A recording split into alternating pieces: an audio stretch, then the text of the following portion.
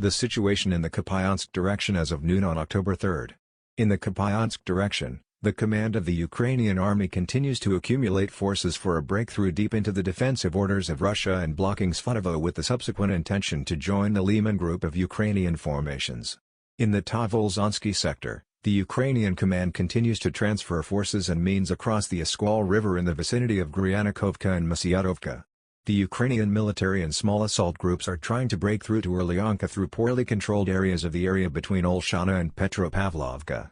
Shock detachments of the Ukrainian army conducted reconnaissance and combat in the vicinity of Zagoruykovka. Russian troops detected the movement of the Ukrainian DRG and hit the concentrations of the Ukrainian Armed Forces. During the retreat to the starting lines, one of the groups was ambushed and lost most of the personnel killed and wounded. The Ukrainian army continues to try to gain a foothold east of Petropavlovka. Ukrainian crews of UAVs and sabotage and reconnaissance groups operate virtually along the entire line of contact in the area of Olshana, Tavolzhansky, Persotravnovoy, Tokarivka, Orlyanka, and Timkovka, battle for Kherson. The situation at the Berezovsky site as of 3 p.m. October 3.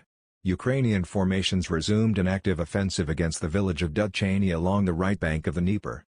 If successful, the armed forces of Ukraine will be able to continue moving to Milovo or try to reach the flank of the RF armed forces in the Kryvyi Rog sector.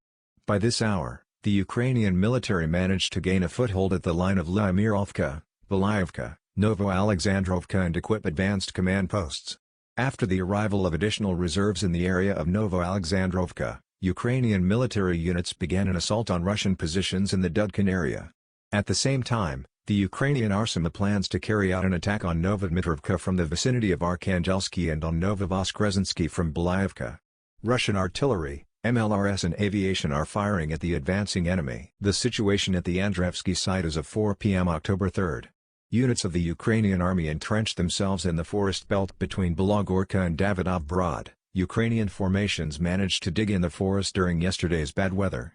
Meanwhile, in the command of the Ukrainian army, apparently, they decided to reconsider their further plan of action. Now the Ukrainian army is using assault teams on armored vehicles Kozak or armored personnel carriers for pinpoint strikes on Russian positions, using uncontrolled areas of the terrain. Yesterday, 35 armored vehicles were moved through a crossing 1.5 kilometers east of Bolshoy-Artikovo to the left bank of the Ingulets River. In Andreyevka and Lazovo, personnel were rotated. The engineering forces of the Ukrainian army were involved in the restoration of the crossings. The removal of the bodies of killed and wounded Ukrainian servicemen from Sukhoistovka and Belogorka to Bereznogovodo by Mi-8 helicopters and ambulances continues.